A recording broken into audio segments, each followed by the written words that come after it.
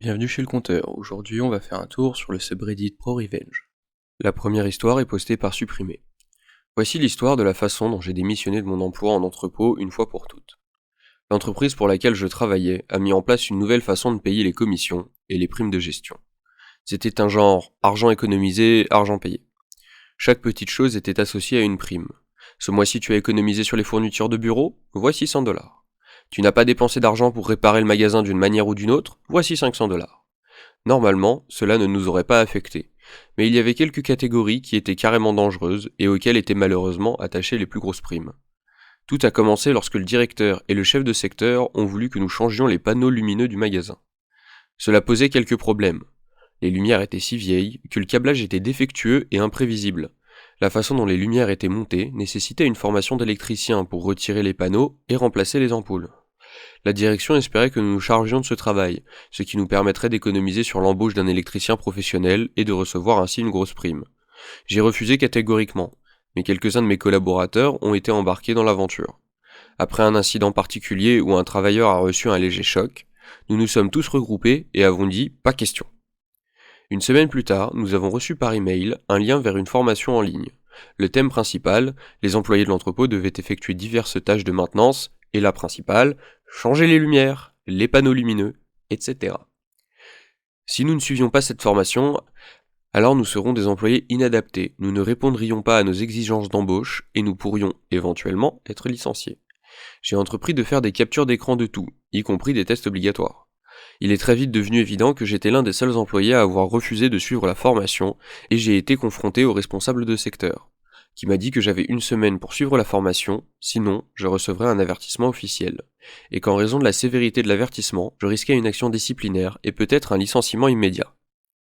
Bon, ce à quoi la direction ne s'attendait pas, c'est que quelqu'un partage cette information avec des personnes extérieures.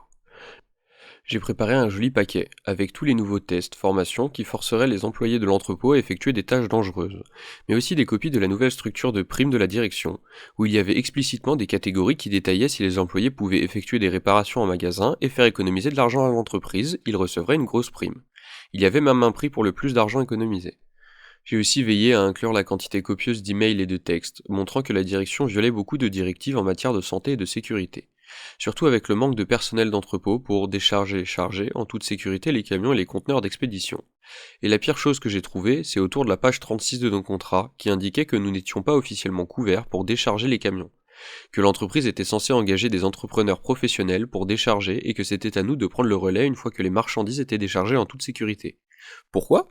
Parce que l'entreprise ne voulait pas couvrir médicalement si nous nous blessions en déchargeant. Je me suis renseigné auprès de ma meilleure amie, une avocate, qui m'a aidé à gérer les problèmes de non-divulgation et qui m'a orienté dans la bonne direction pour envoyer ces informations. Une fois que j'ai envoyé ces informations, tout est revenu à la normale pendant un moment.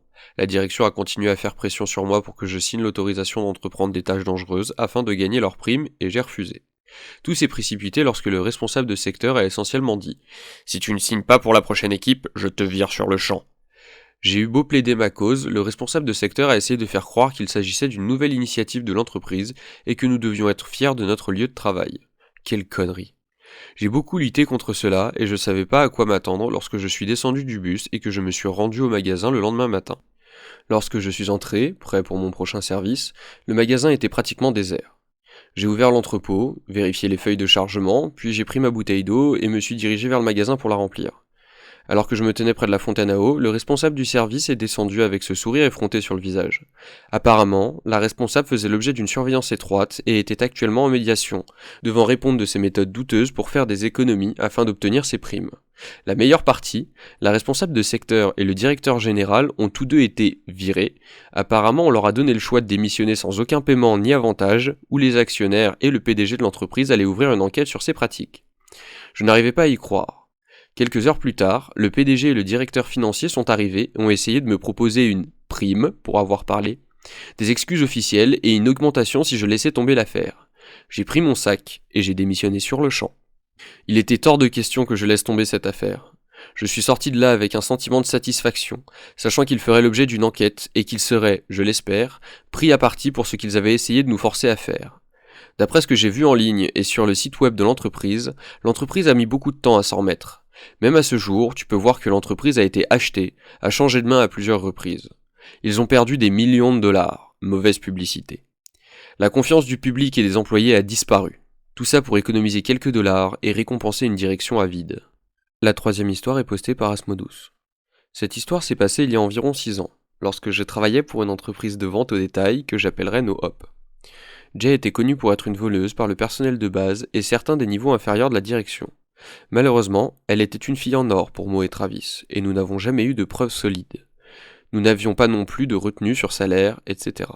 À moins qu'elle ne dépasse un certain montant, ce qui n'était jamais le cas, donc le personnel n'a jamais vraiment été incité à essayer de trouver des preuves.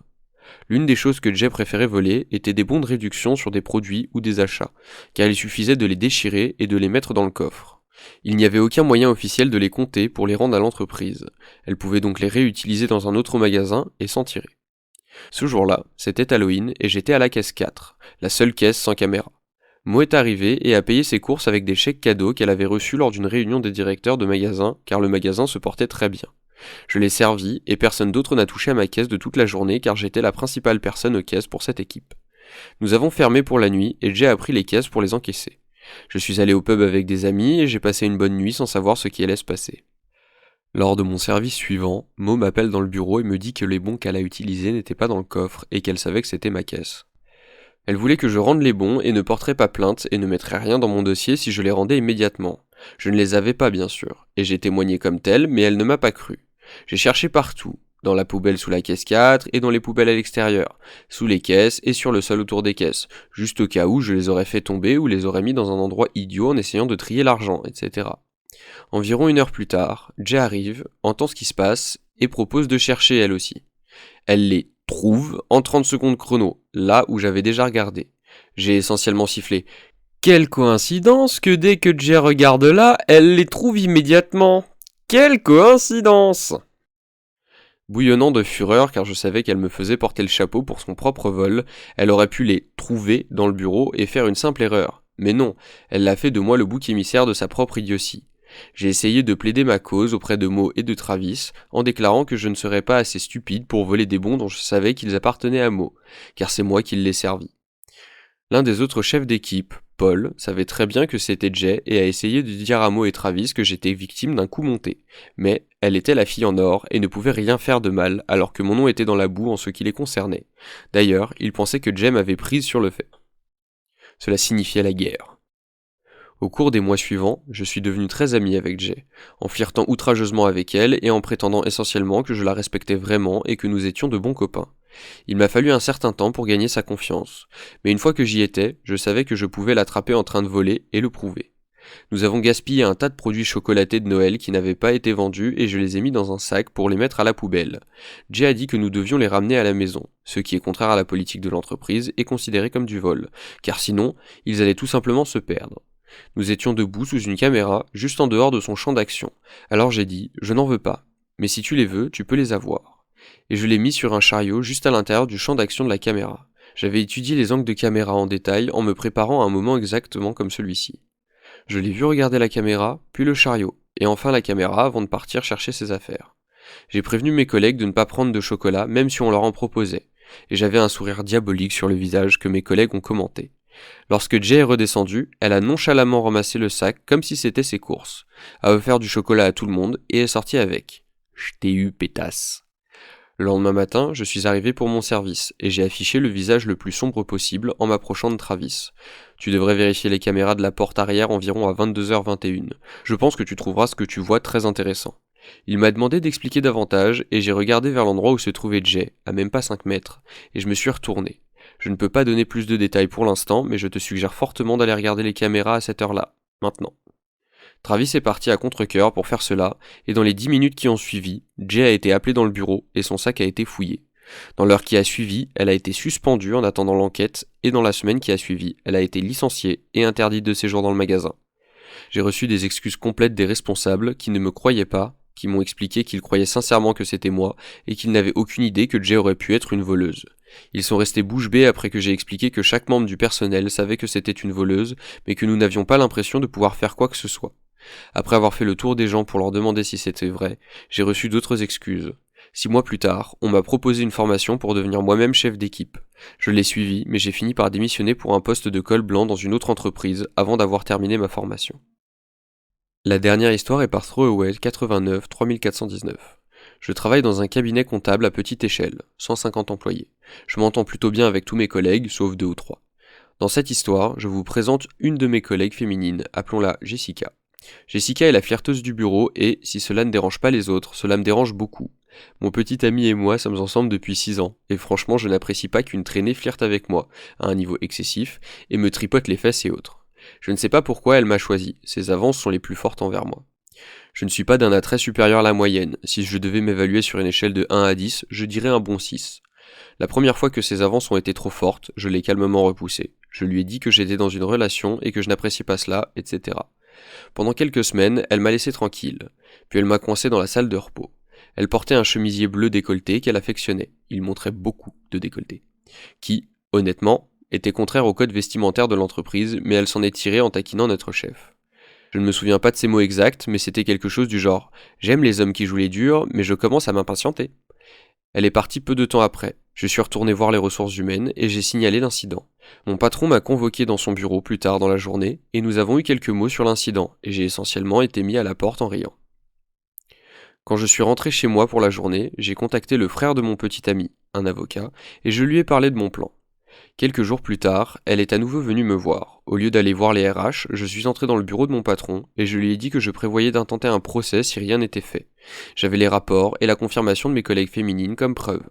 Jessica a été licenciée le jour suivant. Mais je n'avais pas fini. Depuis 9 mois, elle traversait un méchant divorce. J'ai demandé au frère de mon petit ami de contacter l'avocat de son futur ex-mari. Il s'avère que leur divorce était dû au fait qu'il la soupçonnait de le tromper. Je me suis porté volontaire pour être témoin de moralité contre elle. Grâce à mon témoignage, elle n'a finalement pas reçu de pension alimentaire. Il a obtenu la garde majoritaire de leur fils et elle a dû déménager. Je ne sais pas où tu es, Jessica, mais si tu lis ceci, tu l'as mérité. Si la vidéo vous a plu, pensez à laisser un like pour soutenir la chaîne, à vous abonner et à activer la cloche pour pas rater les prochaines. C'était le Conteur, on se retrouve bientôt pour de nouvelles histoires.